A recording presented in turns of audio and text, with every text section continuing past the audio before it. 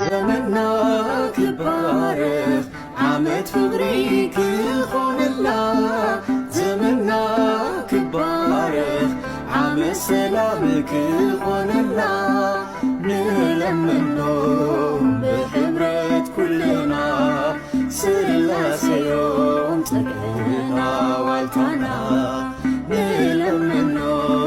ብሕብረት ኩልና ስላሴዮም ፀግዕና ዋልታና ዘመና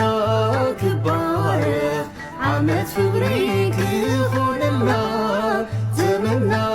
ክባርኽ ዓመት ሰላም ክኾንላ ንለምኖ ብሕብረት ኩልና ስላሴዮም ፀግዕና ዋልታና ንለምኖ ብሕብረት ኩልና ስላሴዮም ፀግዕና ዋልታና